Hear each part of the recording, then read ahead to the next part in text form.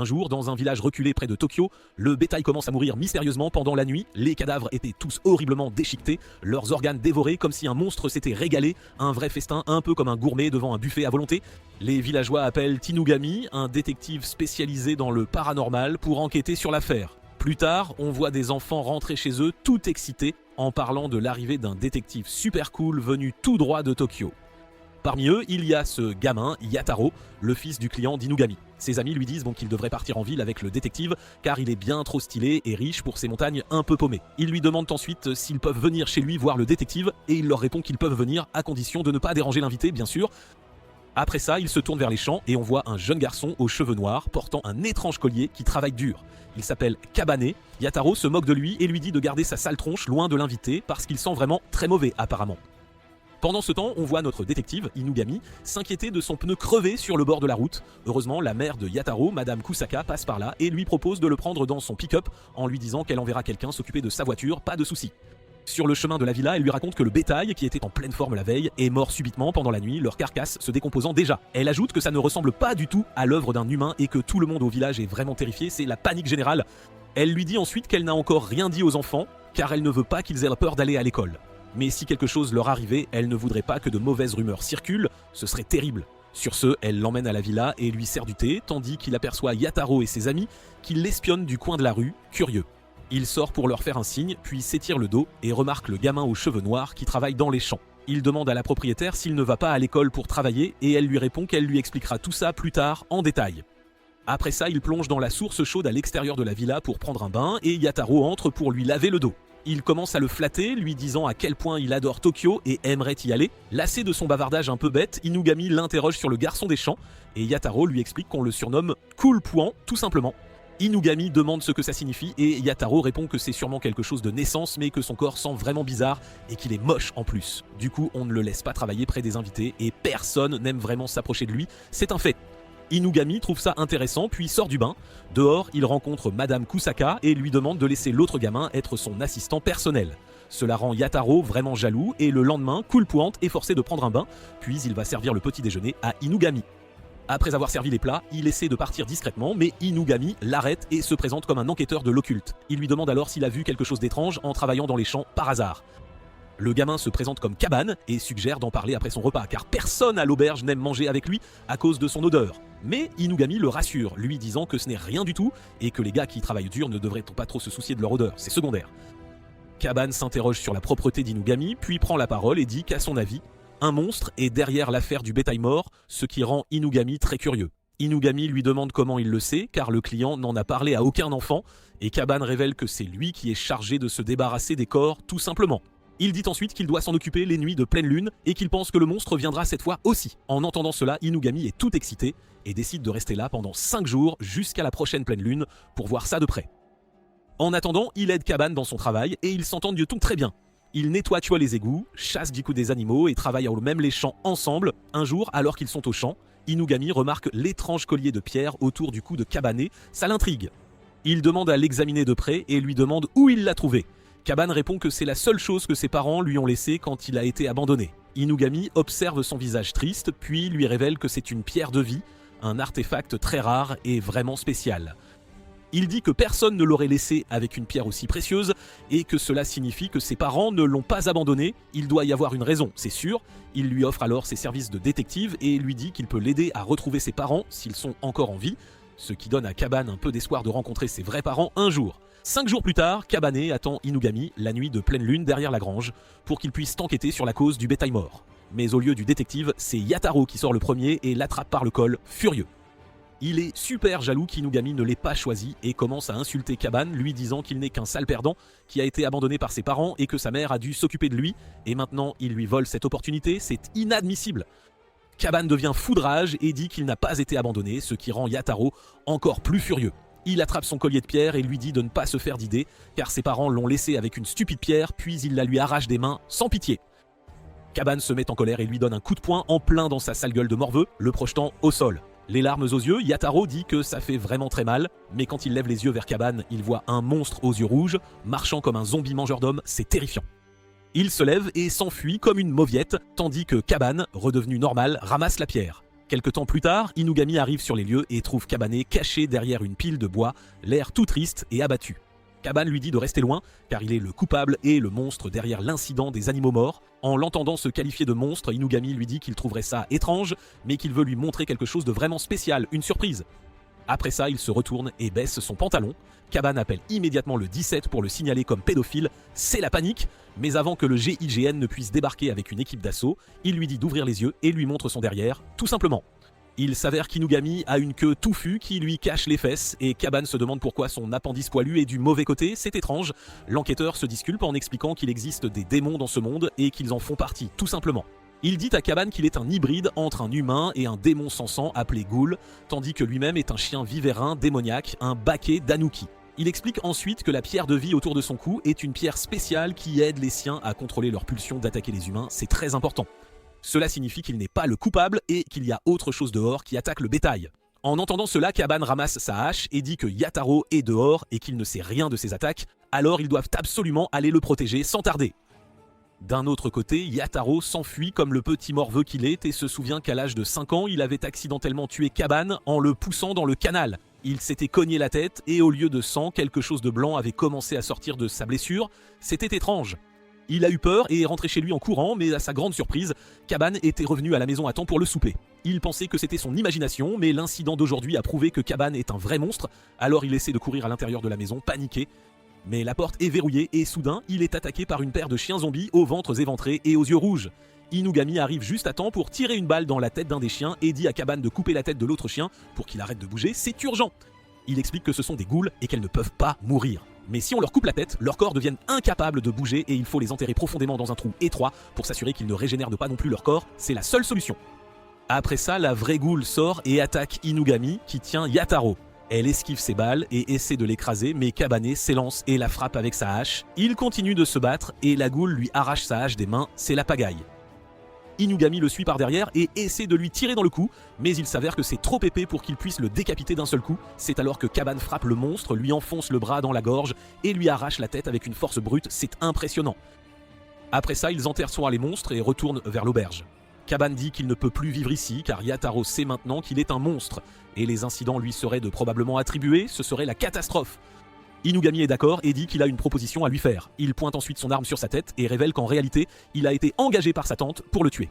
Elle connaissait sa véritable identité grâce à sa sœur aînée, sa mère, et l'avait gardée secrète jusqu'à ce jour, c'est un secret de famille. Mais une fois que ces incidents de cadavres d'animaux ont commencé, elle a eu peur et l'a engagé pour s'occuper du monstre dans sa maison. Il dit que même si le vrai coupable était quelqu'un d'autre, avec Yataro dans cet état, elle ne le croirait pas même s'il lui disait la vérité, alors il doit faire son travail, c'est son devoir. Il lui demande ensuite s'il veut retrouver ses parents et Kabane le regarde simplement avec un sourire et dit non avant de se faire tirer dessus par Inugami en plein milieu du front. Inugami ramasse son corps et entre dans l'auberge pour livrer Yataro ainsi que la nouvelle de l'achèvement de sa mission, c'est réglé. Il dit qu'il s'occupera aussi du corps, puis repart en voiture vers Tokyo avec le corps de Kabane sur la banquette arrière. En chemin, Kabane se réveille soudainement et demande s'il ne devrait pas être déjà mort, c'est surprenant. Inugami lui jette de la nourriture et lui dit de se remplir le ventre, expliquant qu'il est une ghoul et que les ghouls ne peuvent pas être tuées, elles deviennent juste paralysées un petit moment si on leur blesse la tête, mais ces blessures devraient déjà être guéries maintenant. Sur ce, ils vont à Tokyo et Inugami l'emmène au bureau de son agence de détective Inugami, c'est parti. Il dit qu'aux yeux des villageois, il est déjà mort maintenant, donc il ne devrait pas s'inquiéter pour eux. Et maintenant, il peut travailler ici avec lui jusqu'à ce qu'il découvre où sont ses vrais parents. Notez bien ça dans la section commentaires. Technique d'acquisition de main-d'œuvre enfantine gratuite numéro 420 à tester absolument. Il le vaporise de parfum et lui donne la bouteille en disant que c'est un parfum spécial que les démons utilisent pour Gyathial, pour cacher leur odeur naturelle. Inugami lui dit de se changer pour des vêtements un peu stylés et sort. Et juste à ce moment-là, deux gamins entrent dans se disputant pour savoir qui mangera la première part de pizza. Et ils se demandent mais qui est ce plouc de la campagne, habillé avec leurs fringues, planté au milieu de leur bureau, c'est un choc. Inugami le présente aux deux enfants, Shiki et Akira, et révèle que Shiki est aussi un hybride humain-démon, tout comme Kabane. Il explique ensuite que d'habitude, les démons cachent leur existence aux humains pour protéger leur identité. Mais parfois, certains démons dépassent les bornes, et c'est là qu'ils interviennent pour remettre les choses en ordre, c'est leur mission. Dès le début, Shiki décide de faire son petit chef avec Kabane et lui demande son âge. Kabane répond qu'il a 13 ans, et Shiki lui dit de bien retenir ça, car lui, il a 14 ans et est plus âgé que lui, c'est important. D'un autre côté, Kabane fixe Akira pendant un moment et celui-ci lui demande s'il a besoin de quelque chose. Kabane répond qu'il se demandait à quel point elle était une belle fille, ce qui met Akira en colère et il retourne en courant dans sa chambre en disant qu'il est un garçon, pas une fille. Plus tard, Shiki s'assied avec Kabane et mange sa pizza. Il dit qu'il n'est pas un si grand méchant au point de ne pas partager sa nourriture et lui dit de manger. Kabane répond qu'il n'a jamais mangé de pizza de sa vie, ce qui surprend tellement Shiki qu'il abandonne son air grossier un instant et lui dit de profiter un peu de la vie, c'est important. Après ça, ils retournent tous se coucher et Shiki se demande pourquoi Inugami a amené Kabane ici. Akira dit que c'est sûrement parce qu'il n'a nulle part où aller et qu'il a peut-être été abandonné, ou alors ça pourrait être qu'il est vraiment très fort, qui sait. Shiki décide d'en avoir le cœur net et tend un piège avec un fil de soie collant sur le chemin de Kabane vers la salle de bain. Kabane tombe et Shiki lui demande s'il a été abandonné et essaie de le provoquer, mais Kabane répond qu'il n'a pas été abandonné et retire son pied de la soie, se blessant la cheville, mais sans plus. Mais à la surprise de Shiki, il n'y a pas de sang et la blessure se referme immédiatement avec une flamme violette. Le lendemain, l'agence reçoit une demande spéciale du quartier général de la police pour s'occuper d'un incident lié à un démon. C'est une affaire sérieuse. Inugami et les autres montent en voiture et arrivent sur les lieux de l'incident. Il s'avère que dans une vieille maison, une mère et son enfant sont inconscients à l'intérieur d'une pièce recouverte de millions de petits insectes. C'est effrayant. La police a scellé la pièce et a déjà perdu un de ses hommes qui a tenté d'entrer. S'est retrouvé immédiatement couvert d'insectes et est tombé inconscient lui aussi. Inugami entre avec sa brigade de jeunes recrues et jette un coup d'œil à l'intérieur de la pièce, curieux. Il explique que ces insectes sont appelés des insectes à 3 cadavres. D'habitude, ils se contentent de grignoter un peu de peau morte quand on dort et sont plutôt inoffensifs, mais ils ont leur plat préféré, bien sûr. Il dit qu'ils entourent quelque chose au centre de la pièce, et cet objet doit être la source de tout ça, alors ils doivent de l'enlever de là, c'est impératif. Il dit qu'il peut transformer tout son corps en fer et entrer en toute sécurité, mais cela prendrait du temps. Et étant donné que cela fait déjà 30 minutes que tout ça a commencé, il aimerait que ça se termine vite, sinon la mère et l'enfant ne s'en sortiront pas vivants, c'est une course contre la montre. Shiki dit qu'il peut utiliser sa toile pour tendre un piège et tirer l'objet de l'intérieur, un peu comme Spider-Man, Inugami le laisse tenter sa chance. Shiki ouvre un peu la porte et commence à tisser une toile à l'intérieur, mais à la surprise générale, les insectes commencent à manger sa soie, et toute son existence devient inutile, c'est un échec cuisant. Akira est trop effrayé par les insectes et est déjà trop mauviette pour faire quoi que ce soit. Inugami pense qu'ils n'ont pas d'autre choix que d'attendre qu'il se transforme entièrement en fer pour entrer lui-même, mais Kabane dit qu'il peut le faire s'ils veulent et il entre sans hésiter. Les insectes le recouvrent immédiatement de la tête aux pieds, alors qu'il continue de marcher avec une assurance déconcertante. Inugami explique qu'étant un hybride humain-ghoul, il n'a pas de sang dans son corps. Les insectes paralysent de leur cible en injectant un anesthésiant dans le sang, et ils ne peuvent pas le dévorer car il peut régénérer son corps, c'est pratique. En plus de ça, à un moment donné, il a dû avoir des émotions et des sentiments comme les autres, mais sa tante s'est assurée de le traiter plus mal que Cendrillon, alors maintenant il a grandi pour être vraiment altruiste et émotionnellement un peu bête. Il fait ce qui doit être fait et ça le rend vraiment fort, mais en même temps, c'est vraiment triste, une vraie tragédie. Kabane continue d'avancer et finit par ramasser l'objet au centre qui s'avère être une paire de chaussures rouges. Dès qu'il le fait, les insectes disparaissent et Inugami laisse les ambulanciers se précipiter pour sauver la famille, c'est un soulagement. Plus tard, Inugami explique que le plat préféré de ces insectes est la culpabilité, et à en juger par les apparences, ces chaussures doivent avoir été volées, c'est évident. Il dit juste à ce moment-là, le fils aîné de la célibataire s'approche d'eux s'ils n'ont pas besoin de déménager, il préférerait les larmes aux à moins que la raison de l'attaque des insectes ne soit quelque chose dans la maison. Inugami répond que les chaussures étaient la raison, et tant qu'ils évitent de faire de mauvaises choses, tout devrait bien se passer sans problème. Le frère commence à pleurer et explique que leur mère pense toujours en dernier à elle-même et qu'elle porte ses vieilles chaussures usées depuis des décennies. Un jour, son jeune frère a apporté ses chaussures pour les lui offrir et étant lui-même l'aîné, il savait qu'il les avait volées, alors il l'a réprimandé pour avoir fait une mauvaise chose, c'était inévitable. Le jeune frère a dû se sentir vraiment coupable et c'est là que les insectes ont commencé à les envahir. Leur mère déteste les insectes, mais elle a instantanément sauté et serré le plus jeune enfant dans ses bras et c'est comme ça que tout est arrivé. Une histoire touchante, il remercie tout le monde et s'en va et ils décident tous de rentrer chez eux. Avant de monter en voiture, Kabane demande à Inugami s'il pourra rencontrer ses parents, s'il travaille pour lui, et Inugami commence à sourire. Il dit qu'en tant que détective, c'est son travail et qu'il prendra ses honoraires sur son salaire, puis ils rentrent tous chez eux, c'est la fin de la journée. Plus tard cette nuit-là, Shiki s'assied avec Kabane et lui raconte son histoire. Il dit qu'il est le fils d'un père humain et d'une mère démon araignée, et qu'ils ont été séparés quand il était très jeune. Kabane demande si elle est toujours en vie, et il répond qu'il ne sait pas. Normalement, un parent essaierait de retrouver ses enfants, mais il est toujours là et ça fait beaucoup d'années, c'est triste à dire. Kabane dit que ce n'est pas une raison de perdre espoir et qu'il se pourrait qu'ils essaient toujours de les retrouver. C'est un monde immense, vraiment immense, et au début, lui aussi avait perdu espoir, mais Inugami l'a aidé à rallumer sa flamme, et maintenant il ne va plus les perdre, c'est une promesse. En entendant cela, Shiki se lève et retourne dans sa chambre, disant à Kabane de venir avec lui, et qu'il va lui montrer sa chambre aussi. D'un autre côté, Inugami savoure un bon café et appelle la commissaire de police Inari, lui disant qu'il a terminé avec succès le travail pour lequel elle l'avait engagé, c'est une bonne nouvelle. Il lui parle ensuite d'avoir trouvé un enfant hybride humain-démon avec la pierre de vie. Elle devient intéressée et demande s'il est dangereux, et il répond que oui, il l'est, mais qu'en même temps, il pourrait être l'étoile de l'espoir qu'il recherche, qui sait. Le lendemain, Inugami demande à Shiki et Akira d'emmener Kabane rencontrer Inari. Kabane demande qui elle est, et il explique que c'est une démone renarde qui occupe une haute fonction dans la police, et qu'en tant que détective, ils doivent bien souvent leur demander des informations, c'est la procédure. Avant de partir, Inugami lui donne un charme spécial et lui dit de le garder sur lui, juste au cas où. Après ça, ils se dirigent tous vers le commissariat pour rencontrer Inari. Il s'avère que c'est une renarde séductrice qui aime utiliser son charme pour transformer tous les hommes du commissariat en ses petits toutous, ses admirateurs inconditionnels, et c'est comme ça qu'elle a gravi les échelons, maline. Kabane et les autres entrent dans le bâtiment et demandent à la réceptionniste qu'ils veulent de voir la commissaire, et qu'ils devraient avoir un rendez-vous de prévu avec elle. Le vieux ronchon essaie de les renvoyer, mais alors une jeune fille entre et se présente comme l'une des gardes personnelles d'Inari. Kan, c'est une surprise. Elle dit qu'Inari attend le gamin nommé Kabane et ne ramène que lui avec elle. Il laisse Shiki et Akira qui font la tête derrière eux et entrent dans cette petite salle de réunion où Inari les attend. Elle dit à Kabane de s'asseoir en face d'elle et se présente poliment. Elle dit ensuite qu'Inugami lui a tout raconté sur lui et sa pierre de vie et demande si elle peut y jeter un coup d'œil de plus près pour l'examiner avec une confiance aveugle. Elle explique que c'est une pierre rare qui contrôle leurs pulsions et dit qu'elle et la lignée d'Inugami ne se sont jamais entendus, mais pour la coexistence pacifique des démons, ils ont décidé de faire bonne figure. C'est un effort. Son clan doit se nourrir des différentes émotions et sentiments que les humains libèrent, mais avec l'aide de cette pierre, ils n'auront plus besoin d'être liés par ce désir. Elle dit qu'elle va maintenant voir comment la produire en masse. Elle fait en sorte que Kan lui coupe la tête, puis appelle 2 officiers pour sceller sa tête dans une valise et se débarrasser du reste de son corps. C'est radical. Elle ordonne ensuite à Kan de monter la tête dans sa chambre et de s'occuper des 2 autres gamins qui l'accompagnaient. Kan, la considérant comme une mère, jure de toujours obéir.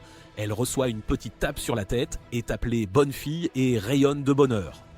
Après ça, elle se transforme en Kabane et descend retrouver Shiki et Akira, la valise à la main. Shiki demande au faux Kabane où il était et ce qu'il y a dedans. Il répond qu'il parlait à Dame Inari et qu'il doit lui livrer la valise dans sa chambre plus tard. En l'entendant l'appeler Dame, Shiki grimace devant sa sale tronche et lui demande pourquoi il parle de cette vieille baderne ainsi. Ça met Kan en rogne, son illusion se brise et son visage reprend sa forme de renard. Elle annule sa transformation et saute sur la balustrade. De sa queue, elle leur lance une énorme boule de feu, puis en tire d'autres comme une mitraillette. Shiki et Akira courent se cacher derrière des meubles, lui demandant ce qu'elle fabrique, si elle veut incendier tout l'endroit avec tous ces humains normaux.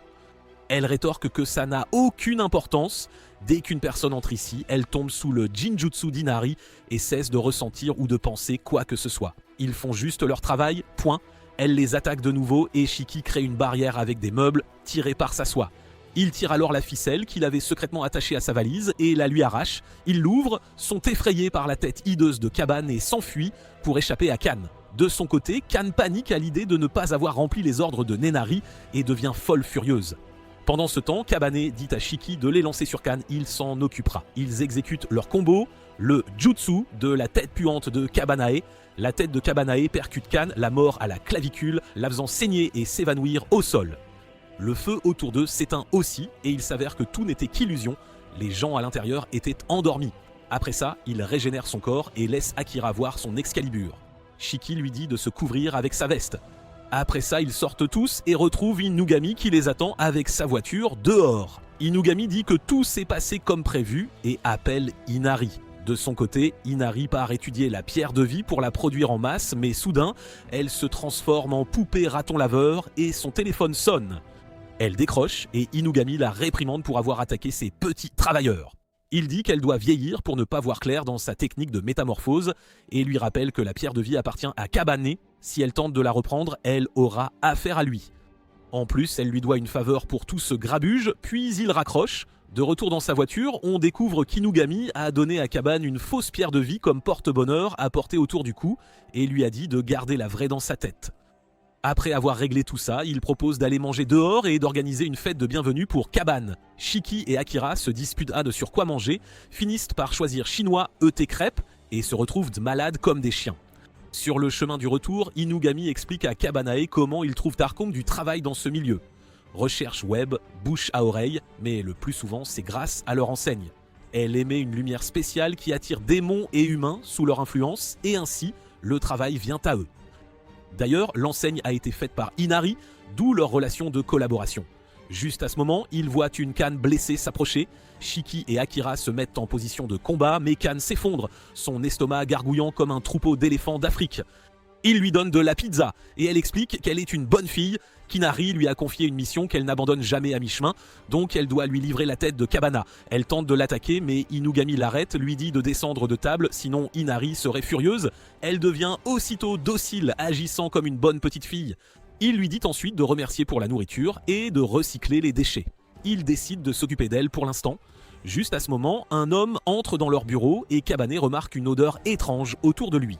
Shiki explique que c'est un humain sous l'influence d'un démon, ce qui signifie un nouveau boulot. L'homme s'assied dans leur bureau-bar et Inugami lui sert un verre. Il se plaint d'une fille nommée Mao, dont il est tombé éperdument amoureux. Elle travaille dans le quartier chaud et il veut lui avouer ses sentiments.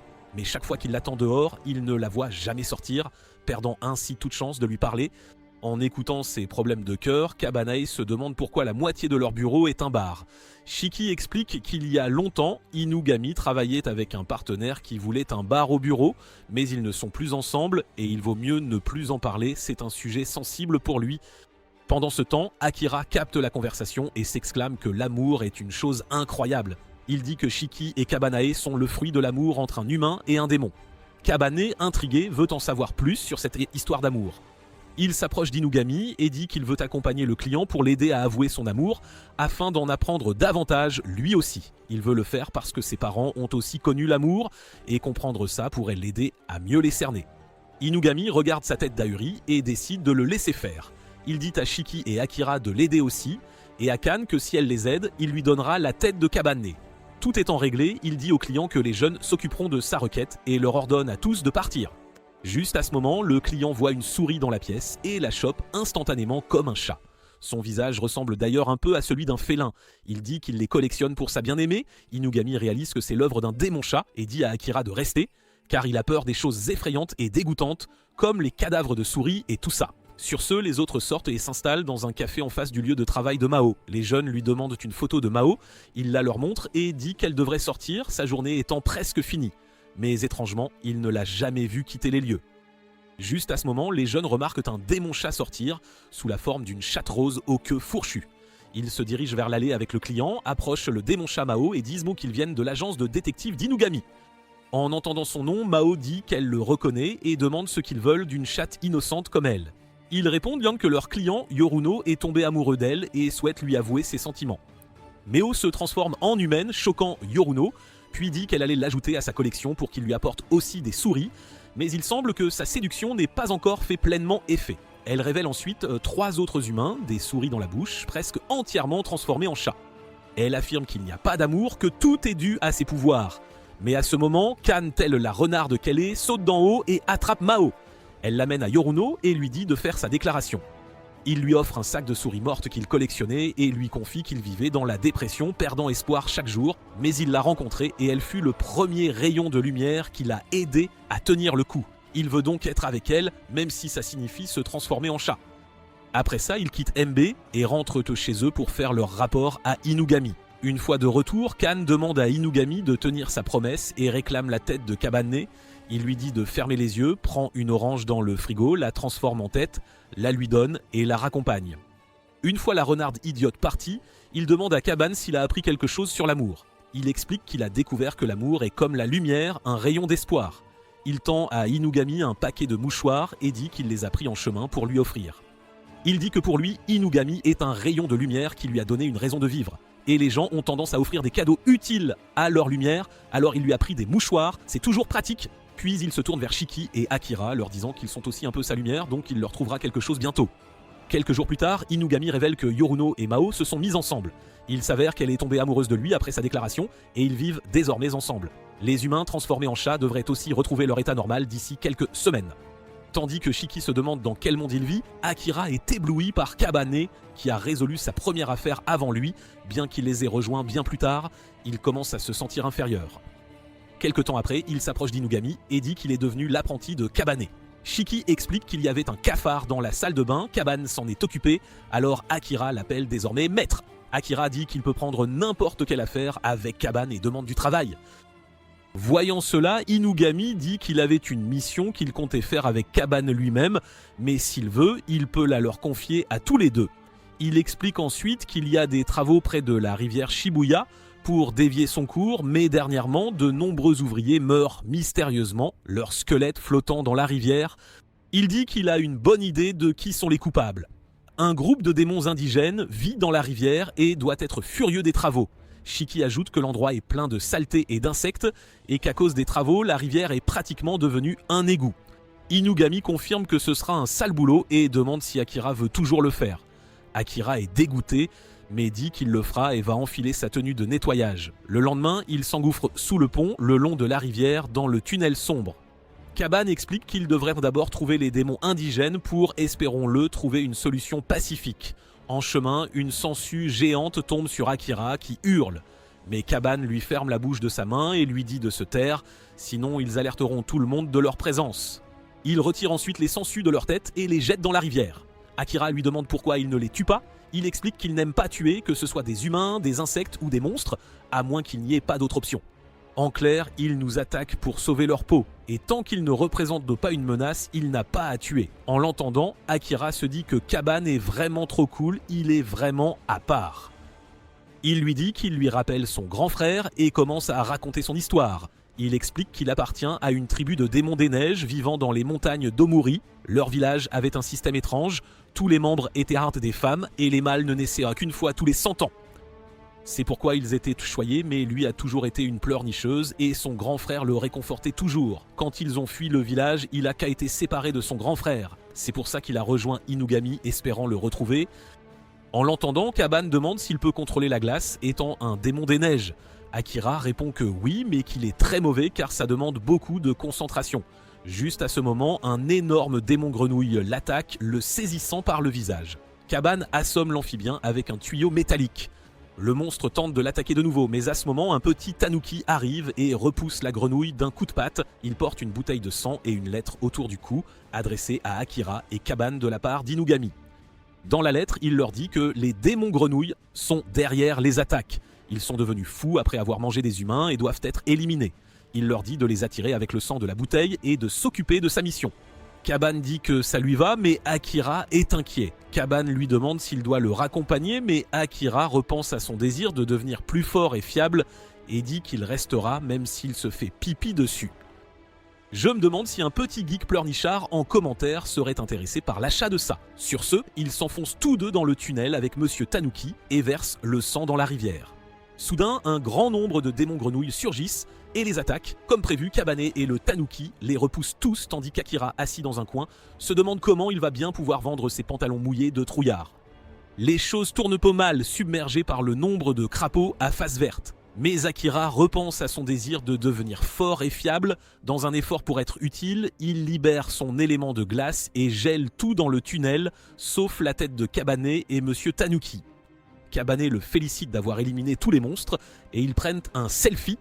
Pendant ce temps, Monsieur Tanuki avance et retrouve l'aîné des démons grenouilles. Il s'avère que c'était Inugami depuis le début. L'aîné des grenouilles le remercie pour ses services et explique comment ses anciens frères sont devenus maléfiques après avoir mangé de la chair humaine, allant jusqu'à dévorer les œufs et les jeunes de leur propre espèce.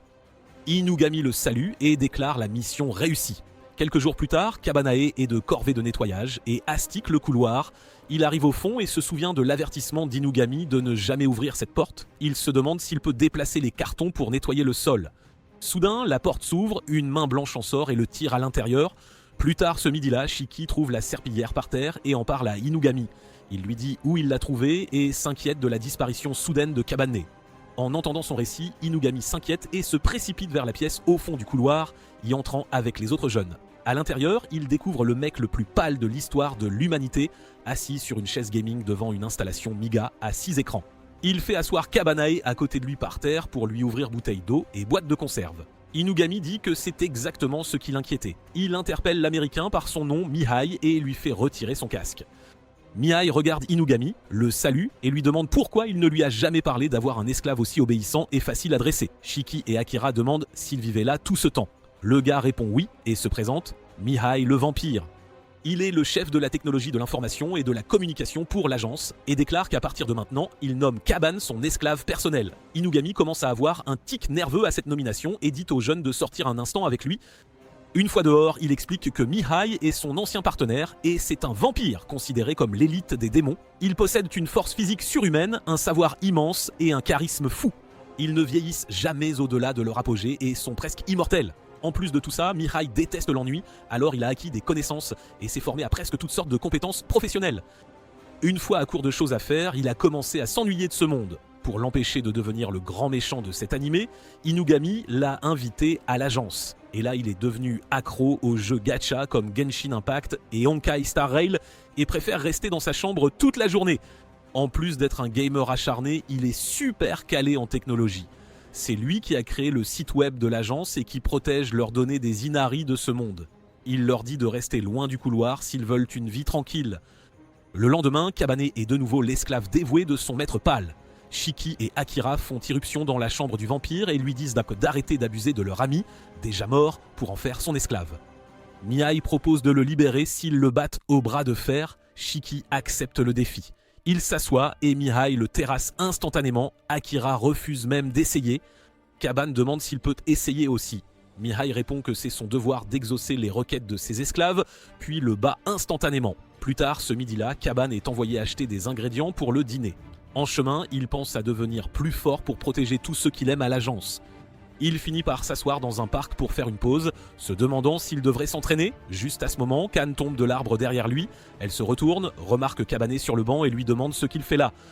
Kaban pense qu'elle est au là pour sa tête et essaie de faire croire qu'il n'en a pas en remontant sa capuche. Mais Kan dit qu'elle ne tombera plus dans le panneau. Puis, tristement, elle ajoute que ça n'a plus d'importance. Inari n'en a plus besoin. Quand elle est allée lui apporter sa tête, il y avait déjà un nouveau démon renard avec elle et Inari ne l'a même pas regardé. Elle dit qu'elle ne peut pas rentrer comme ça car elle a été une mauvaise fille. Kaban lui propose de se battre. Ils s'engagent aussitôt dans un combat rapproché. Au début, ils sont à égalité, mais Kan prend le dessus et lui démolit la sale tronche. Mais il lui rend l'appareil d'un coup de tête, la projetant au sol, le nez en sang. Elle se met à pleurer, disant qu'Inari l'a abandonnée parce qu'elle est si faible, et c'est bien normal. Kabane, ne sachant que faire, lui prend la main pour la réconforter. Kan finit par s'endormir en pleurant. Ils restent assis ensemble sur le banc jusqu'à la nuit quand elle se réveille. Kaban lui dit que si c'est trop dur d'aller chez Inari, elle devrait venir vivre chez Inugami. Mais elle refuse car il est un démon tanuki et elle une démon renarde. Puis, les yeux brillants, elle dit que ça ne la dérangerait pas de vivre avec lui ici. Au parc, elle sait qu'elle n'y mourra pas de faim, il y a des moineaux et des pigeons. Il dit qu'il doit aller acheter et ramener des ingrédients pour le dîner à la maison. Elle lui demande si c'est sa mission. Il répond que c'est plutôt une corvée et qu'il reviendra la chercher une fois que ce sera fait. Ça ne devrait pas prendre trop de temps et ils se font une promesse. Elle dit qu'elle l'attendra et lâche sa main. De son côté, Inugami est surpris de voir Mihai hors de sa chambre. Il explique qu'il s'est blessé la main au bras de fer avec Kabane et que ça prendra une semaine pour guérir. Alors, il va profiter de son temps à jouer avec ses esclaves. Il piège et enferme Inugami dans sa chambre avec un clavier piégé qui explosera s'il y touche. Quand les enfants arrivent, il leur dit qu'Inugami est occupé par une autre mission et qu'il veut qu'ils s'occupent d'une tâche spéciale qu'il leur a dénichée. Shiki, tout excité, veut tester sa nouvelle compétence. Il la révèle en chauffant la pièce et en transpirant abondamment, ce qui le rend invisible grâce à sa soie d'araignée. Une logique digne d'un anime, quoi. Ensuite, ils passent aux détails de leur mission. Mihai leur explique que leur cible est une entreprise nommée Boobit Electronics. Il y a 3 ans, 16 de leurs employés ont tenté de se suicider dans l'une de leurs usines. Mais l'année suivante, ce chiffre est tombé à 0 et l'entreprise est redevenue très rentable. Leur mission est d'infiltrer les lieux pour découvrir comment ils ont réussi ce tour de force. Pour cela, ils se séparent en 2 équipes. L'équipe A, composée de Kabane et Eikura, attendra l'équipe B, Shiki et Mihai, sous la forme de sa voiture télécommandée high-tech, la Mihai Magnum, pour ouvrir les portes de l'intérieur. Une fois dedans, Shiki remarque de la lumière provenant d'une pièce. Après un coup d'œil discret, il voit un tas de gens travailler en rang, l'air de zombies dépressifs. Soudain, l'un des hommes sort en courant de la pièce, criant qu'il démissionne, mais il est aussitôt confronté par la manager Rika. Elle l'emmène au bureau de conseil aux employés et lui dit de se détendre, tandis que Shiki les suit discrètement. Une fois à l'intérieur, un démon moustique insère sa trompe dans l'oreille de l'homme et lui aspire le cerveau. Il s'avère que la manager et ses 2 sœurs sont responsables du bâtiment, et ce sont toutes des démons moustiques. Mihai en conclut qu'elles dévorent le cerveau de leurs victimes, laissant le reste de leurs organes continuer à travailler sans réfléchir. De cette façon, elles maintiennent les employés de l'entreprise au travail sans la moindre plainte. Devant cette vision horrible, Ekura fait ce qu'il sait faire de mieux. Il s'évanouit. Shiki décide que les ennemis sont trop forts pour eux. Il propose de se regrouper, de rentrer à la maison et d'attendre le retour d'Inugami pour décider de la suite. Alors qu'il retourne retrouver Kabane, Mihai commence à s'irriter de la nature trop calme et raisonnable de Shiki. Il décide de semer le chaos volontairement et commence à foncer avec la Mihai Magnum dans le mur comme un chauffard. Les sœurs entendent monter le bruit et sortent voir ce qui se passe. Erika trouve la petite voiture par terre, la prend pour elle et jette un coup d'œil autour, juste au cas où. Les deux autres la rejoignent rapidement et elle décide de se séparer pour fouiller tout le bâtiment, tandis que Shiki se cache dans un coin, tel le petit insecte qu'il est. Une fois qu'elles sont parties, il se dit qu'il devrait se dépêcher de retrouver les autres avant de devenir un idiot sans cervelle comme Kabane. Mais alors, Erika le repère grâce à son énorme tête de moustique. Elle lui dit que sa sœur leur a interdit de tuer qui que ce soit pour ne pas attirer l'attention d'Eri, mais vu les circonstances, elle doit l'éliminer, ou du moins le transformer en un singe sans cervelle. Alors qu'elle se penche pour lui dévorer le cerveau, Mihai lui envoie une décharge électrique de l'enfer dans ses yeux d'insecte grâce au mode électrique de la voiture et demande à Shiki pourquoi il reste là comme une mauviette. Mais à sa grande surprise, Shiki respire bruyamment et semble plus effrayé que d'habitude. Il découvre qu'en réalité, Shiki souffre d'un traumatisme et que son attitude de dur à cuire n'est qu'une façade pour cacher sa faiblesse. Avec cette révélation, Mihai commence à sourire et dit qu'il sera un jouet amusant. Tandis qu'il respire difficilement, assis là comme un canard gelé, Shiki repense à ses souvenirs d'enfance avec sa mère. Il se demande comment ils ont été séparés, mais il sait qu'il a toujours eu une peur bleue des choses effrayantes. S'il ne peut pas s'en souvenir, c'est que quelque chose de terrible a dû se produire. Pendant ce temps, Mihai dit à Kabane et Akira d'aller sauver Shiki et les mène vers l'autre sœur démon, Momoka. Pendant ce temps, il continue d'effrayer Shiki avec des descriptions de ce qui lui arrivera s'il ne bouge pas. Cela le met en colère et il finit par endommager la voiture télécommandée d'un coup de poing. Cela le réveille aussi et il décide enfin de riposter. Il augmente son invisibilité et s'enfuit de la Dame Moustique, la forçant à utiliser sa capacité spéciale. Celle-ci lui permet d'accroître sa sensibilité et de détecter différentes empreintes, comme le dioxyde de carbone, la température corporelle et la sueur. Utilisant cela à son avantage, Shiki la désoriente en entourant toute la zone de ses fils et la capture dans une solide toile d'araignée. Après cela, il se révèle être le véritable fils de Peter Parker, saute du plafond et atterrit sur le visage aux yeux d'insectes d'Erika avec ses chaussures. Après l'avoir mise hors d'état de nuire, il s'effondre et se félicite d'avoir vaincu sa peur. Il repense au moment où Inugami lui avait dit qu'il avait des informations sur ses parents et s'il voulait les connaître. Mais il avait refusé d'en parler, affirmant être à l'aise avec sa nouvelle vie à l'agence et ne pas vouloir connaître son passé. Il se demande s'il sera enfin capable de gérer le reste de cette conversation avec Inugami et décide de lui en parler une fois cette mission terminée. C'est alors que Kabane et Akira arrivent, traînant Momoka par les cheveux derrière eux comme des sauvages. Ils l'attachent avec la substance blanche et collante de Shiki et se demandent quelle sera leur prochaine étape. Kabane dit qu'ils devraient absolument se battre maintenant car c'est 3 contre 1. Shiki est d'accord, étant donné qu'elles effaceraient mal toutes les preuves s'ils partaient, rendant les données recueillies par Mihai inutiles. Pendant qu'ils discutent de tout cela, l'aînée des sœurs moustiques, Rika, arrive de l'autre bout du couloir. Elle traite ses sœurs d'inutiles pour avoir perdu contre 2 petits riens dans une voiture jouée, car même elle sait qu'Akira est inutile et ne le compte pas. Elle s'approche et leur demande s'ils ne voudraient pas tout oublier et partir sans chercher à approfondir cet incident. Mais Kabane répond que c'est hors de question vu le nombre de personnes qu'elles ont blessées et que c'est leur travail de les arrêter. Rika dit que cela signifie que les négociations ont échoué, elle doit donc s'en occuper elle-même et se demande quel cerveau aspirer en premier. Elle fait tourner la roue dans sa tête comme à la roulette russe et la couleur tombe sur ses propres sœurs. Elle commence donc par Erika, puis enchaîne avec Momoka s'occupant des deux elle-même. Après cela, elle se transforme entièrement en sa forme de démon moustique et commence à marcher vers les enfants. Kabane réalise que Shiki est trop fatigué pour gérer ça et Akira est, Akira. Alors il prend les choses en main. Il l'affronte et tente d'atteindre ses organes vitaux, mais Rika le repousse avec ses bras dégoûtants et lui transperce la poitrine avec sa trompe. Shiki rassemble assez de force pour s'élancer, mais il est immédiatement mis à terre par une gifle puissante. Akira s'en offense et se demande comment il ose tomber avant lui. Il utilise Trempette comme un Magikarp et ça ne fait rien.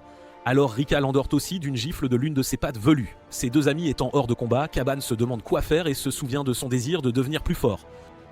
Il sait qu'il ne peut pas vaincre la Dame Insecte avec sa force actuelle, mais il essaie de forcer son corps malgré tout et finit par se briser les os. C'est alors que Mihai décide d'intervenir avec un Conseil no Jutsu. Il lui dit que la raison pour laquelle il n'a pas réussi à le dominer lors du bras de fer et pourquoi il ne peut pas vaincre l'insecte dégoûtant devant lui est qu'il supprime son pouvoir démoniaque et utilise son pouvoir humain. S'il veut vraiment sauver ses amis, il doit céder à ses instincts, laisser le démon sortir et utiliser son propre pouvoir pour détruire l'ennemi qui se tient devant lui. Sur ce, Kabane se retourne et se demande ce qu'il veut faire au plus profond de son cœur. La réponse fuse, il veut arracher les bras dégoûtants de cette dame insecte et sauver ses amis, et il se met à hurler comme Goku. Soudain, il zappe tous les niveaux de Super Saiyan et passe directement au Super Saiyan God, lui arrachant les bras. Rika tombe en arrière et il lui demande si elle a besoin d'un coup de main tout en tenant ses bras. Puis il regarde sa propre puissance et réalise qu'il est vraiment OP. Tout en se demandant s'il pourrait régner sur ce monde comme le personnage principal d'un animé isekai, il s'approche de Rika pour l'achever. Mais Inugami sort alors de sa chambre et lui parle via la Mihai Magnum. Il le félicite pour son bon travail et lui dit de revenir maintenant, qu'ils donneront les infos à Inari et la laisseront gérer le reste. Kaban dit « Ok ». C'est alors que le nouveau jeune démon renard, qu'Inari a nommé après Khan, entre et dit qu'il s'occupera du reste. Il se présente comme Nobomaru, s'approche de Rika et lui implante quelques graines de feu dans le corps. Puis il claque des doigts et la met en feu avant de s'approcher des autres sœurs et de faire de même, ne laissant derrière elles que leurs cendres. Il discute ensuite avec Kaban pour savoir si les tuer était acceptable, puis lui dit de ramener son ami araignée à la maison, car il a l'air épuisé et déshydraté. Avant de partir, il révèle un autre secret à Kaban. Inari n'a pas renoncé à sa pierre de vie et le suit à la trace depuis un certain temps sur ses ordres. Maître Inugami en colère serait mauvais pour eux. Ils n'utiliseront donc pas la force pour lui prendre la pierre, mais s'il la lui donnait volontairement, Inugami n'interviendrait pas et c'est ce qu'Inari espère. Il lui dit ensuite de faire attention car ce sont des démons rusés après tout. Kaban répond qu'il sera prudent et lui demande pourquoi il lui a dit tout cela. Nobomaru révèle qu'en réalité, il déteste vraiment Inari et c'est pour ça qu'il a tout balancé. Après cela, il quitte le bâtiment de l'entreprise et rentre chez eux. Akira est furieux contre Mihai pour leur avoir menti sur la difficulté de cette mission. Mihai se défend en disant qu'il devrait le remercier, car il n'aurait jamais grandi sous Inugami, qui leur donne des missions faciles et les protège de l'ombre. Inugami lui dit qu'il est vrai que les garçons ont grandi bien plus qu'ils ne l'avaient imaginé, mais s'il tente quoi que ce soit de ce genre à nouveau, il le renverra en Roumanie, emballé dans la glace pour qu'il discute avec Andrew Tate jusqu'à ce qu'il en meure.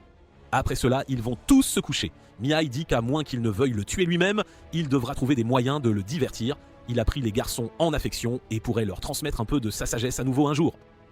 Plus tard cette nuit-là, Kaban vérifie le rythme cardiaque de Shiki et Akira et est soulagé de les savoir en vie. Le lendemain matin, il suit Shiki à la trace, comme sa mère, avec une expression pensive. Il semble oublier quelque chose. Quand Akira lui demande, il se souvient soudain de sa promesse à Khan et s'élance hors de la maison pour la voir. Il va au parc et l'appelle, elle tombe de l'arbre comme la pomme qu'elle est. Elle lui demande ce qui lui a pris tant de temps, car il devait revenir après avoir déposé les ingrédients à la maison. Il répond qu'une mission inattendue est survenue, qu'il a dû partir, puis les choses se sont enchaînées et il l'a un peu oublié. Cela la rend vraiment triste. C'est alors que 2 poissons tombent aussi de l'arbre. Elle révèle qu'elle les avait pêchés pour qu'il les mange, mais ils sont maintenant gâtés parce qu'il n'est pas venu. Il est triste pour elle et essaie de la réconforter, tandis que Nobomaru les observe de loin et murmure que Kaban devrait être plus prudent. D'autre part, Shiki s'approche d'Inugami et lui dit qu'il veut parler de ses parents avec lui et qu'il est maintenant prêt à entendre la vérité. Le lendemain matin, ils se rendent tous dans la ville natale de Shiki pour rencontrer son oncle Eikyo. Shiki raconte qu'avant d'être séparé de sa mère, il vivait ici, puis il a déménagé chez son oncle à Tokyo. Une fois en ville, Inugami va réserver des chambres dans une auberge et les enfants entrent dans une boutique de souvenirs pour acheter quelques babioles. Kabane tombe sur un vieux livre de contes folkloriques qui raconte la légende de Nishikigumo.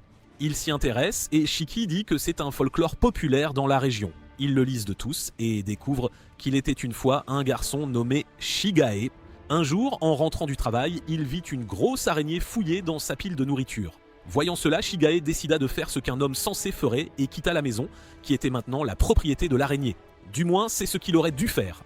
Mais au lieu de cela, le gentil et un peu naïf Shigae partagea sa nourriture avec l'araignée et lui dit de se sentir chez elle. Le lendemain, à son réveil, il vit sa cabane délabrée remplie de toiles d'araignées dorées. À partir de ce jour, il vendit la soie dorée, devint riche et vécut heureux pour toujours. Shiki dit qu'il y a des histoires comme ça partout, puis il remarque un enfant aux cheveux roses qui le fixe depuis la porte du magasin. C'est alors qu'Inugami entre avec Eikyo et dit qu'il l'a rencontré plus tôt que prévu. Ils décident tous d'aller dans les bois, près d'une rivière, pour s'asseoir et discuter. En chemin, Shiki entend une voix familière l'appeler, mais il pense qu'il doit rêver. Ils s'assoient tous et Eikyo se présente comme un érudit qui recherche le folklore et découvre la vérité cachée en son sein. Shiki révèle que bien qu'étant entièrement humain, Eikyo connaît l'existence des démons, mais il n'interagit pas trop avec eux afin de ne causer de problème à personne.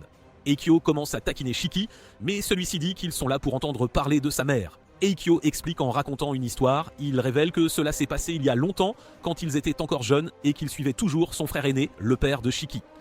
À l'époque, il faisait des recherches sur la légende de la toile dorée et traversait la forêt pour trouver des indices. C'est là qu'ils ont rencontré la mère de Shiki, Kumi, qui était un démon araignée. Après cela, il dit à Shiki qu'il y a des choses qu'il lui a cachées jusqu'à présent, mais que le moment est venu pour lui de savoir. Inugami emmène les autres enfants et laisse Shiki avoir une discussion à cœur ouvert avec son oncle. Quelque temps plus tard, Shiki sort et les rejoint, révélant qu'ils sont tous deux morts. Son père est décédé avant sa naissance, tandis que sa mère est tombée malade et est décédée quand il avait 5 ans. Il ajoute que la raison pour laquelle il ne se souvient peut-être pas de tout cela est qu'il a été vraiment traumatisé après avoir vu le corps de sa mère enfant. Il essaie de faire le dur et garde un sourire forcé devant eux, mais Kaban le remarque et le confronte. Inugami l'interroge sur Eikyo et sort le vérifier, tandis que les enfants entrent dans un bain public chaud et s'amusent. Alors qu'ils se demandent comment remonter le moral de Shiki, Nobomaru entre, son Excalibur bien en évidence, et se plaint qu'ils auraient dû le prévenir avant de quitter la ville et que cela lui a pris pas mal de temps pour les rejoindre. Sur ce, il révèle ses oreilles et ses queues de renard, surprenant Shiki et Akira qui ne le connaissaient pas auparavant. Il leur dit ensuite qu'ils ont l'air tristes et qu'ils devraient contre-sortir explorer la région et voir les lucioles au bord de l'eau.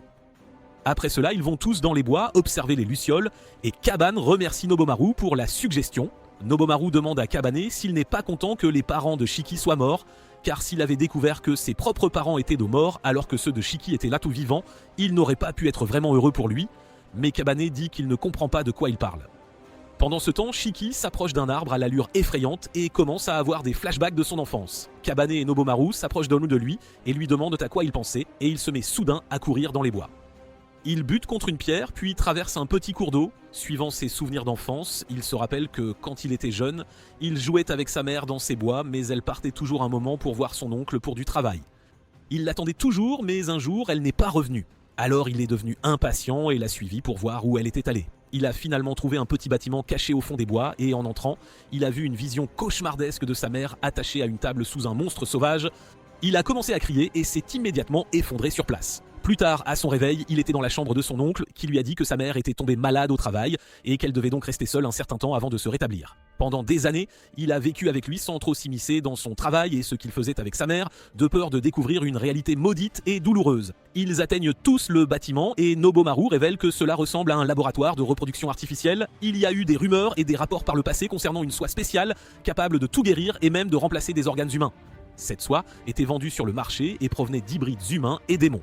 Mais les informations sur l'affaire avaient été étouffées par Inugami il y a environ 1 an.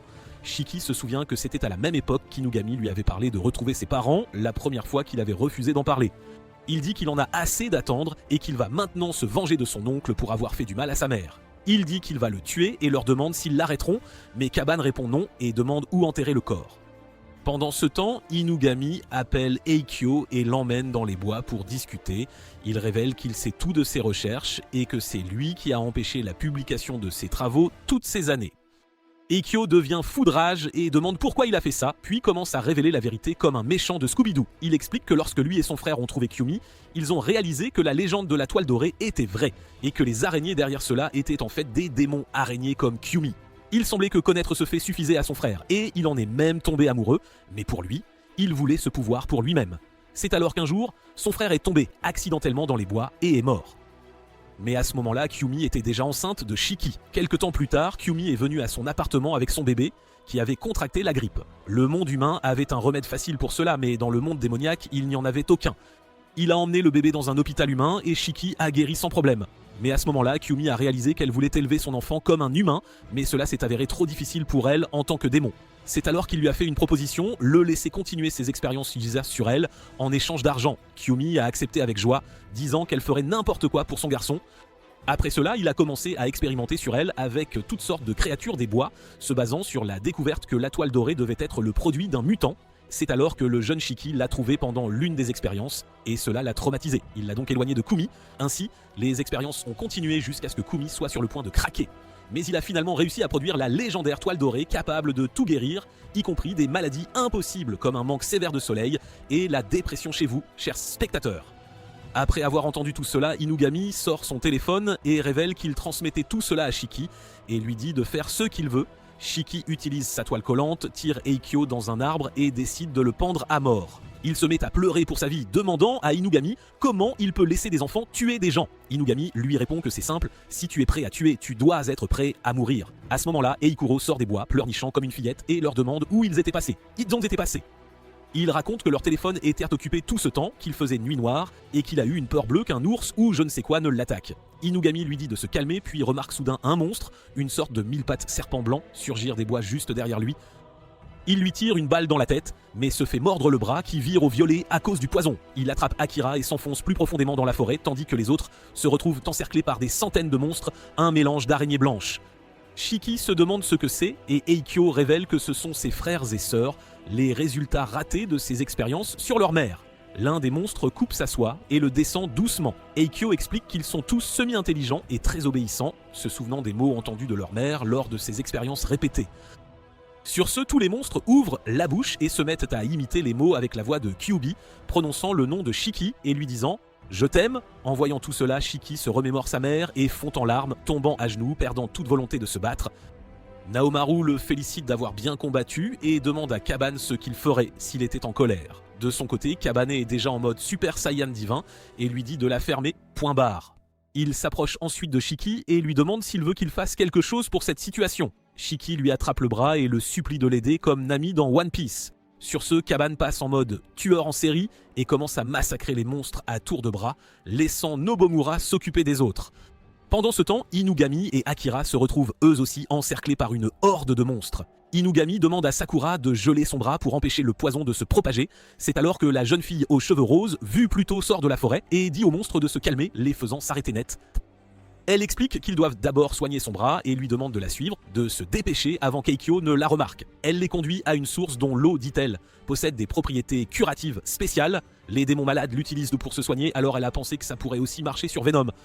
Elle ajoute qu'elle a besoin de leur aide pour convaincre Kabane et les autres de ne pas tuer Eikyo, le temps qu'elle obtienne ses réponses de lui, puis elle repart avec eux. De l'autre côté, Kabane a fini son nettoyage et s'approche d'Eikyo, tel un John Wick, son bras sectionné repoussant tranquillement. Il l'attrape par le col et le jette vers Shiki, lui demandant s'il veut en finir lui-même avec cette ordure ou s'il doit s'en charger. Shiki se lève, s'excuse de lui avoir fait salir les mains pour lui et affirme qu'il s'occupera d'Eikyo personnellement.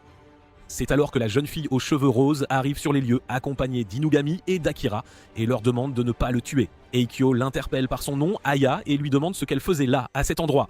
Elle lui dit de se taire et d'arrêter son cinéma, puis elle lui demande où il a caché le cocon qu'elle a créé. Il se met à sourire, disant que s'il ne leur en parle pas, ça ne le tuera pas. Shiki se demande pourquoi Eikyo est si énervé à propos d'Aya, et pense qu'elle doit être vraiment importante pour lui.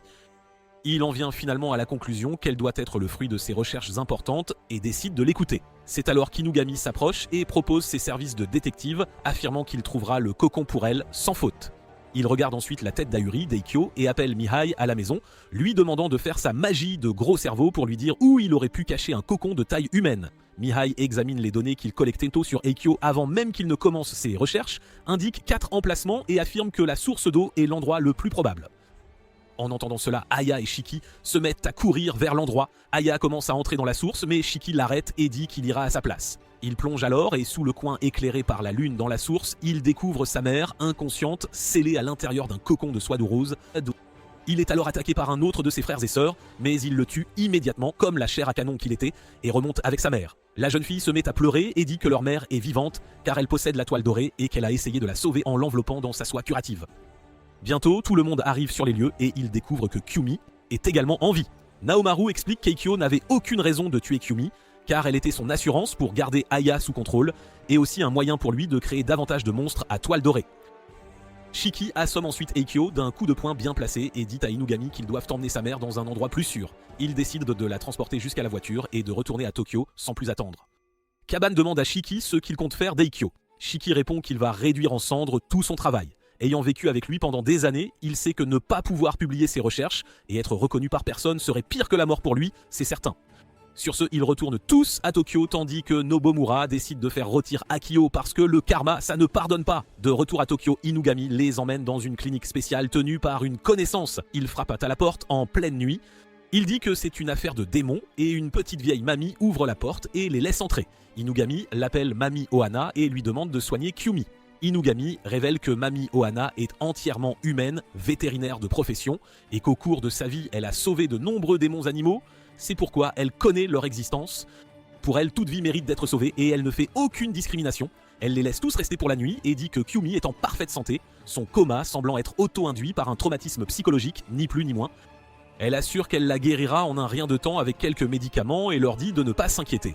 Tout le monde va dormir, tandis que Shiki reste au chevet de Kyumi et parle à Aya qui se demande si elle devrait même entrer, car au fond, elle ressemble à tous ces monstres qu'ils ont tués dans la forêt. Shiki la remarque debout devant la porte et lui demande d'entrer, lui disant qu'elle devrait lui tenir la main, car c'est aussi sa maman. Elle lui demande pourquoi il ne la tue pas comme les autres monstres, et il répond que c'est grâce à elle que leur mère est en vie et que c'est elle qui s'est occupée d'elle toutes ces années. En entendant cela, Aya se met à pleurer et demande si elle a le droit de l'appeler maman, elle aussi, et lui, grand frère. Bientôt, Kyumi se réveille également et elle serre ses deux enfants dans ses bras, les appelant tendrement par leur nom. Après son réveil, Shiki décide de rester sur place jusqu'à ce que sa mère soit complètement rétablie. Il dit aussi qu'il a maintenant une famille et qu'il va devoir repenser sa vie, car ils ne peuvent certainement pas vivre avec son maigre revenu, c'est une évidence. C'est ainsi qu'une semaine entière s'écoule et Kaban et Akira le regrettent beaucoup. Un jour, Inugami annonce qu'il a une mission pour eux deux, c'est alors que Shiki entre et dit que personne n'a parlé de son départ de l'agence et qu'il ne démissionnera pas avant d'avoir tenu sa promesse à Kaban de retrouver ses parents. Soudain, Aya entre elle aussi. Shiki explique que leur mère est sortie aujourd'hui et lui a donc laissé Aya à charge. Elle se met à se promener dans le bureau, rencontre Inugami et lui dit qu'elle a aussi un rapport personnel à faire, et pas des moindres. Elle annonce qu'elle a décidé de travailler avec Mami à la clinique où elle offrira ses services médicaux aux démons. Elle veut donc qu'il lui rédige un bon contrat pour lancer son entreprise. Inugami s'y met aussitôt et Shiki commence à se plaindre qu'elle n'a que 8 ans et qu'elle ne peut pas démarrer une entreprise si tôt dans la vie. Il demande à Kaban de la raisonner, mais elle lui répond qu'elle n'aurait pas à faire ça si son frère gagnait plus. Et Kaban ajoute que si elle a le pouvoir nécessaire pour le faire, alors il n'y a aucune raison de l'en empêcher, c'est aussi simple que ça. En entendant cela, Aya dit qu'il a tout à fait raison, qu'elle l'a vu se battre dans la forêt et qu'elle aime sa façon de penser. Elle lui demande ensuite s'il a une petite amie et lui dit de sortir avec elle, ce à quoi il répond « Ah !» En les entendant, Shiki et Akira sont stupéfaits et savoir que son meilleur ami sort avec sa petite sœur le fait s'évanouir sur le sol. Ni plus, ni moins. C'est alors que Kan entre et demande à Kaban de se battre avec elle. Elle a beau être devenue plus forte, elle voit Aya enlacée autour de lui et devient instantanément jalouse. Pendant qu'elle se fusille du regard, Inugami demande s'ils peuvent passer aux choses sérieuses maintenant et explique leur mission. Récemment, des rapports ont fait état de femmes gravement blessées au visage à Harajuku. Il explique que bien que cette nouvelle ne soit pas publique, il s'agit très probablement de l'œuvre d'un démon, car ils arrachent non des visages entiers, nez, lèvres, oreilles et tout le reste sans laisser de traces. Alors que Shiki et Akira sont à terre, sous le choc et l'horreur, Aya dit qu'elle ira avec Kabane, Kan affirme qu'elle ira aussi pour les surveiller de près. Ils se rendent à Harajuku et sont arrêtés par un policier, comme de juste. Kan tente d'afficher son autorité en disant qu'elle vient de la police, mais le policier l'ignore et lui dit d'aller voir ailleurs. Après cela, Kaban déclare qu'il vient de l'agence de détective et le policier les laisse entrer, affirmant qu'il avait été informé, ce qui change tout. Une fois à l'intérieur, Kabane dit que l'odeur démoniaque est assez forte ici, ce qui signifie que le coupable doit être tout près. Kan commence à marcher devant, il lui dit que toutes les victimes jusqu'à présent sont des filles, donc il devrait prendre les devants, mais elle se fâche et lui dit de s'occuper de ses oignons, un point c'est tout. Mais quand il dit qu'il s'en va avec Aya, elle se sent vraiment triste et ne sait pas quoi faire de ses sentiments qui l'étreignent. C'est alors qu'un démon esprit l'approche, lui propose son aide, puis va tirer Aya par les cheveux sans crier gare. Kaban frappe le démon, sauve Aya, et le démon se révèle être le coupable de l'incident. Il raconte qu'il est tombé amoureux d'un beau garçon de l'autre côté de la rue, mais qu'en tant qu'esprit, personne ne le regardait. Alors il a décidé d'emprunter les visages de belles femmes pour paraître attrayant, mais tout a mal tourné, hélas. Kaban dit que l'amour c'est donner aux autres, pas leur prendre, et l'esprit lui demande ce qu'il connaît de l'amour, lui qui ne peut même pas bien traiter la fille à côté de lui, n'est-ce pas? Faisant bien sûr référence à Kan. Il se tourne vers Kan et lui demande ce qui se passe. Elle se révèle être vraiment en colère et dit qu'habituellement, c'est tellement amusant d'être Kaban, mais depuis qu'Aya et Shikai est là, elle ne peut s'empêcher de ressentir quelque chose d'étrange dans sa poitrine. Elle tente de l'attaquer, mais Kaban la sauve et Kan s'enfuit au parc, le cœur lourd. Après cela, Aya aide l'esprit en l'enveloppant dans sa soie et en lui donnant une belle silhouette, puis ils rentrent chez eux. Kaban rapporte qu'Aya a accompli la mission toute seule. Elle lui donne un baiser sur la joue et fait s'évanouir Shiki une fois de plus, lui demandant s'il approuverait qu'elle décide d'épouser Kaban. Imaginez un peu. Une fois qu'elle est à la partie, Kaban va au parc et secoue l'arbre pour faire tomber sa renarde préférée. Il la réconforte, ce qui rend Kan heureuse à nouveau. Elle dit que toute sa vie, elle a voulu être la numéro 1 d'Inari, et maintenant, elle veut être sa numéro 1 à lui aussi. Il lui souhaite bonne chance, car il n'a aucune idée de ce que cela signifie, pour être honnête. Le lendemain matin, Aya entre pour retrouver Kaban. Kan arrive aussi juste à temps pour lui demander de se battre. Akira lui demande de décider une bonne fois pour toutes qui sera son amant. Et Kabane, fidèle à lui-même, répond que si c'est un amant, ce serait Inugami, faisant référence à ce qu'il a appris de l'incident du démon chat, laissant tout le monde sous le choc, c'est le moins qu'on puisse dire. D'un autre côté, il s'avère qu'Inugami est parti aider Kyumi à enterrer les corps de tous ses enfants monstres morts dans la forêt. Quelques jours plus tard, le frère aîné d'Akira, Yu, arrive à Tokyo. Akira et Yu sont nés dans un village des neiges, niché au cœur des montagnes d'Omri. Leur village comptait une population totale de 200 femmes et une fois tous les 100 ans, un homme y naissait. Cependant, cette fois-ci, 2 frères sont nés et l'aîné a été choisi comme chef du village, une situation inédite. En réalité, les femmes contrôlaient tout, de la politique au droit de chasse dans le village. L'histoire du village parlait d'une pierre spéciale appelée la pierre de la colline qui était gardée en sécurité au sommet d'un pic dans un sanctuaire situé près du village à l'abri des regards. On dit que le village avait été construit pour protéger la pierre elle-même. Au fil des ans, il est devenu du devoir de Yu de veiller sur les villageois et de succéder en tant que nouveau chef. Mais en grandissant, il a vu la nature corrompue du village qui voulait garder le pouvoir pour lui seul et a décidé de s'enfuir avec son frère coûte que coûte. Il a conclu un accord avec les femmes du village. Il prendrait le rôle de chef si elle laissait partir son frère. Elles ont accepté mais ont ensuite envoyé des assassins à ses trousses une fois qu'il est parti. En apprenant cela, Yu a couru au sanctuaire et a utilisé le pouvoir de la pierre pour rayer le village de la carte, puis a commencé à descendre pour retrouver son frère coûte que coûte. D'un autre côté, Akira a été sauvé par des voyageurs humains qui l'ont emmené à Tokyo et il vit avec Inugami depuis cherchant son frère. Maintenant, Yu est enfin arrivé à Tokyo lui aussi et cherche des informations sur Inugami et Akira sans perdre une minute. Pendant ce temps, Akira aide au bureau comme d'habitude en étant maladroit et inutile, créant plus de travail pour eux en mettant le bazar partout. Shiki et Kaban le réprimandent, le traitant de bon à rien, ce qui le rend vraiment triste bien sûr. Il finit aussi par déchirer sa peluche, nommée d'après son frère, mais Mihai la répare et y ajoute même quelques améliorations. Se sentant triste et le cœur brisé, Akira laisse une note et s'enfuit du bureau après avoir fait ses bagages, ni une ni deux. En s'éloignant, il tombe nez à nez avec son frère aîné et ils ont enfin leur retrouvaille tant attendue. Yu lui demande s'il ne logeait pas chez un homme nommé Inugami. Akira répond que oui, mais qu'il a quitté l'endroit car il n'y était pas nécessaire, selon lui. Yu dit allons-y et commence à sortir de la ville avec lui. Il semble étrangement froid, même pour un démon des neiges, mais Akira n'y prête aucune attention, trop heureux d'être enfin réuni avec son frère après tout ce temps. En dehors de la ville, Yu demande à Akira quel genre de maison il aimerait, puis crée un château gigantesque exactement selon sa demande. Il entre ensuite et le meuble avec des meubles faits de glace, puis lui demande s'il voulait autre chose, pour être sûr. Akira décide de prendre quelques photos, mais Yu lui prend son appareil et le brise d'un coup de pied avant de le geler complètement. Il dit qu'il va chercher de la nourriture pour eux maintenant, puis sort et enferme Akira à l'intérieur du château grâce à ses pouvoirs de glace, sans le moindre scrupule. Pendant ce temps, Kaban et Shiki ont du mal au bureau à faire les petites tâches qu'Akira avait l'habitude d'accomplir. Ils gâchent toutes sortes de choses et se disputent même entre eux, ce qui leur fait réaliser qu'Akira n'était pas inutile et qu'ils avaient besoin de lui pour ne pas se chamailler, c'est évident. Avec cela en tête, ils acceptent tous deux d'aller le chercher et d'en parler à Inugami. Inugami est d'accord, mais il voit alors un rapport sur un immense château de glace apparaissant de nulle part en dehors de la ville et une foule qui se forme autour, c'est incroyable. Ils se précipitent tous sur les lieux et voient Yu sortir du château. Il tente d'attaquer les gens, mais Inugami lui tire dans la main et l'arrête net. Yu leur demande qui ils sont. Inugami répond qu'il est Inugami et remarque la pierre du néant incrustée dans sa poitrine, un détail important.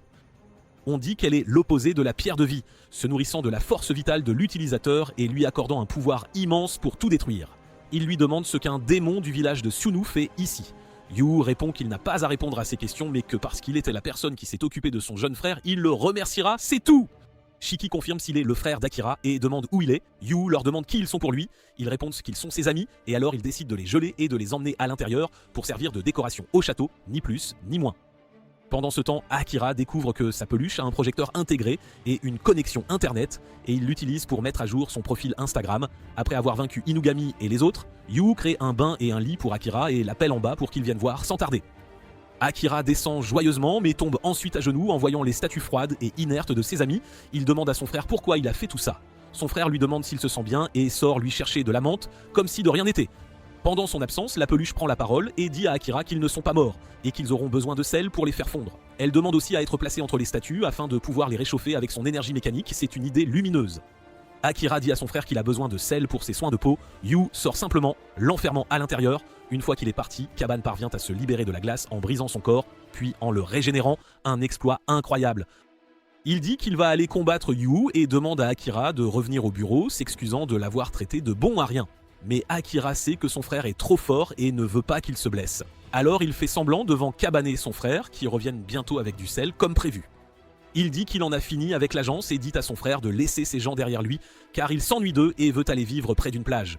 Une fois qu'ils sont partis, la peluche prend la parole et révèle à Kaban le vrai plan. Faire fondre Inugami et Shiki en utilisant le sel, ni plus ni moins. Kaban commence à s'y atteler et soudain, Inari entre par la porte d'entrée. Elle demande à Kaban s'il a envie de lui donner sa pierre de vie et dit que la pierre du néant est aussi liée à ses parents. Soudain, la peluche se met à parler avec la voix d'Inugami expliquant qu'elle utilise ses ondes cérébrales et son rythme cardiaque pour transmettre ce message et dit à Kaban d'aller après Akira et Yu sans tarder. Il dit qu'Inari ne leur fera pas de mal pour l'instant, donc il n'a pas à s'en inquiéter, et lui dit de se dépêcher. Sur ce, Kaban se met à courir plus profondément dans la forêt pour trouver les frères démons des neiges. Pendant ce temps, Naomaru tend une embuscade à Yu sans crier gare. Yu piège Akira dans une cage de glace et commence à combattre Naomaru comme un maître de la glace. Nobomaru passe en mode Firefox et utilise sa technique spéciale, le Jutsu des clones de l'ombre, copyrighté bien sûr, mais Yu les traverse tous facilement et le tient à distance sans effort. Alors que le feu et la glace s'entrechoquent, une brume commence à se former dans la zone. Yu est distrait un instant en entendant la voix d'Akira. Nobomaru saisit cette chance et tente d'arracher la pierre du néant de sa poitrine, mais dès qu'il la touche, sa force vitale commence à être aspirée et sa main est blessée, c'est terrible. Il devient fou de rage contre Inari pour l'avoir utilisée comme appât, afin de tester les effets de la pierre du néant et la maudit. Mais il décide ensuite de se calmer et réfléchit à ses options pour le prendre vivant. C'est alors que Yu l'attaque avec des lances de glace et parvient presque à l'atteindre, mais Kaban arrive juste à temps pour le sortir de la portée de l'attaque d'un coup de pied magistral. Ils décident de faire équipe avec lui et ils commencent à élaborer un plan pour assommer Yu. Nobomaru dit qu'il leur serait impossible de s'approcher de lui sans être gelé, mais qu'il pourrait bien y avoir un moyen pour Kaban de rendre cela possible après tout. Il l'enflamme alors à Koito, et Kaban utilise le feu comme armure pour combattre les pouvoirs de glace froid de Yu.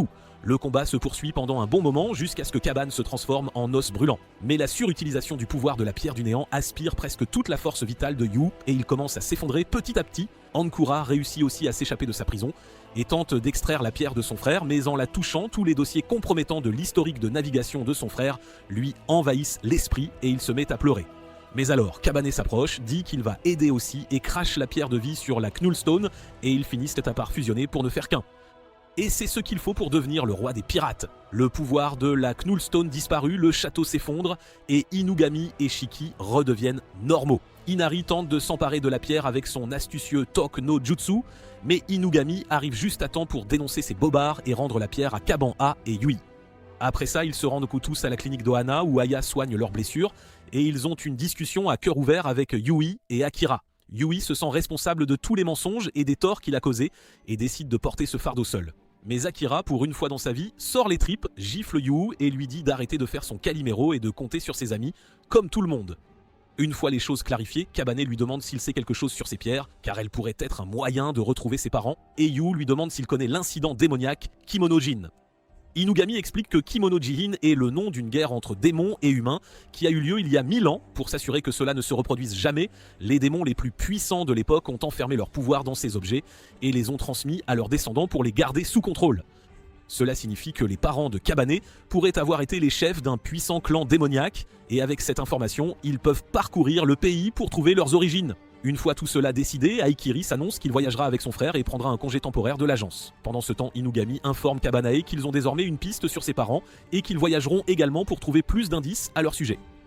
Shiki reste avec sa mère et sa sœur et dit qu'il s'occupera du bureau en leur absence, souhaitant bonne chance à Kabane. D'un autre côté, Inari décide d'utiliser Kan contre Kabane et lui confie la mission de conquérir le cœur de Kabane et de lui subtiliser la pierre de vie et la Knullstone.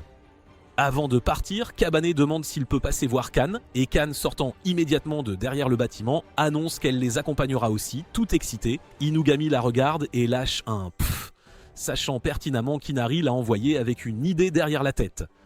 Et c'est ainsi que s'achève la première saison de Kimono GN.